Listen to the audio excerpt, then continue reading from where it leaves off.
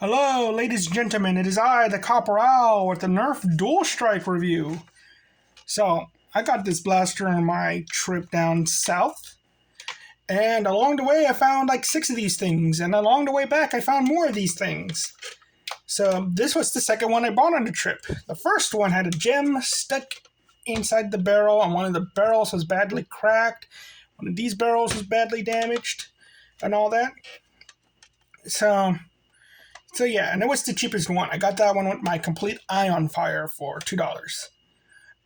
I just as soon as I saw it, I grabbed it and didn't bother to look at it. So yeah, when you go thrifting, look down the barrels, make sure everything's good, make sure it fires right. Though it works, that other one does work. This one I got on the way back, and there were 3 of these in the store when I visited that store on the way to, and on the way back it was the only one, and so I grabbed it.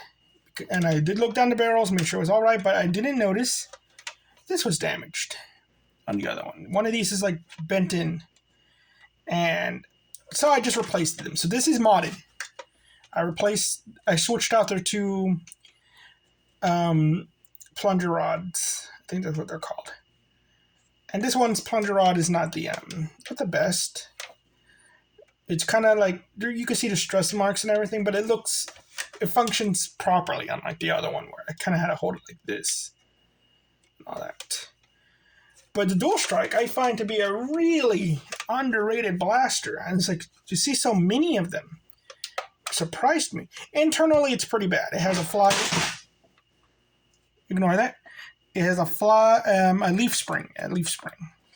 So yeah, that's a problem. And it has a pretty strong trigger pull too. Has this selector switch that feels like it's on the wrong side, but it's also very AK when you think about it. Which leads to a problem I do have with this. I am going to use my grading system here. This is the old one from a previous video. I just haven't printed out a new one, so. FPS I do not know because it's using these 2 things. Comfort. It feels wrong. If the trigger's it's okay. This is nub. And this blaster reminded me of something. Why do I feel like I'm holding something weird? And I realized this thing is the exact same size and almost similar profile to the Nerf Phoenix. And that made me think this thing needs a stock. That's my problem with this thing. It needs a stock. This is not a pistol. This is effectively an SMG kind of feel to it.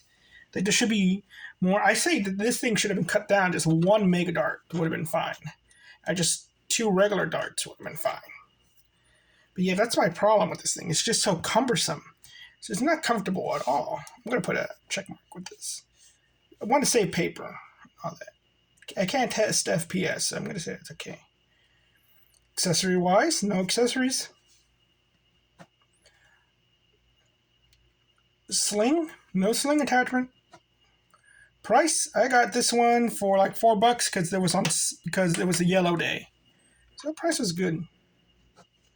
Practicality, absolutely good. This thing is, even though it's very cumbersome to use, it is extremely practical because it fires the mega darts, and you could just switch them. You don't have to fire.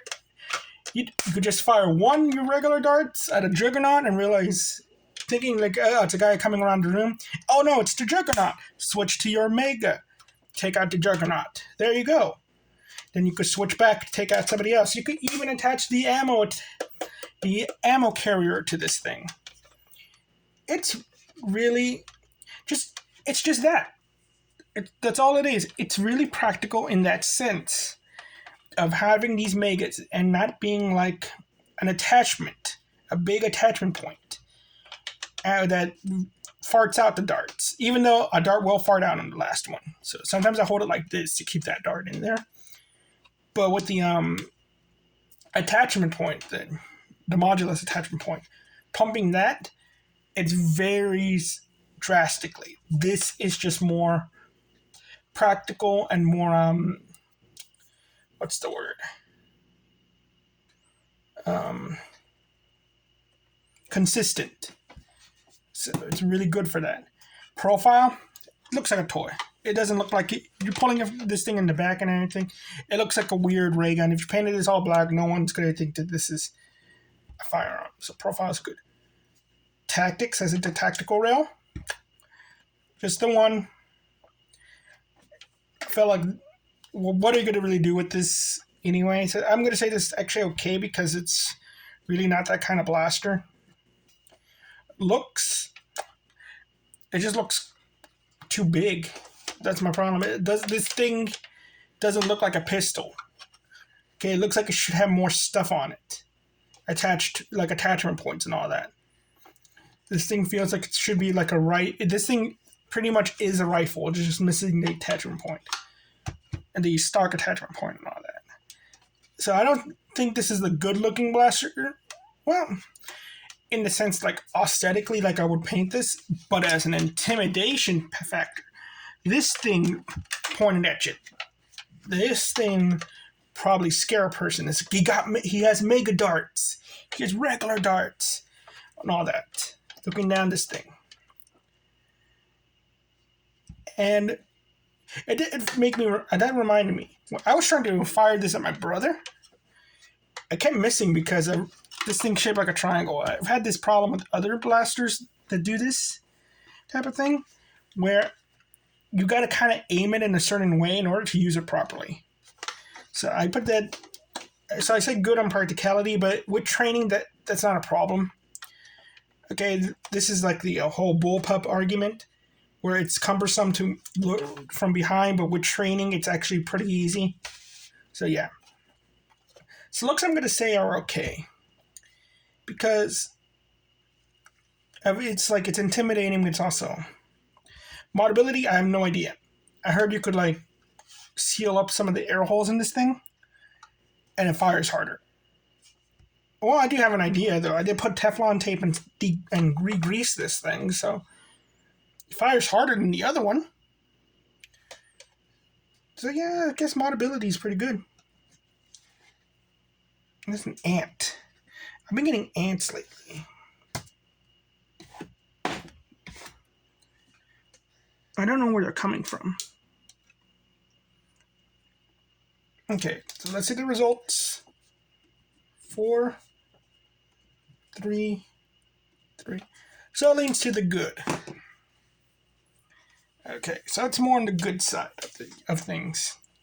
The FPS could vary. It's not the strong. It probably isn't the strongest mega dart fire and everything, but it probably shoots the regular darts a lot better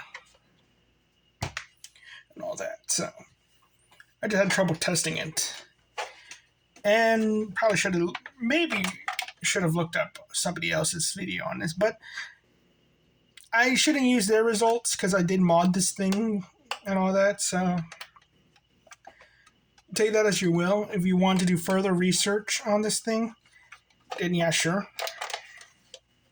Other than that, I really got this blaster just because what if in a Nerf war I'm going to need something like this to, I'm going to need mega darts, but I cannot use like my flyleaf blasters and all that.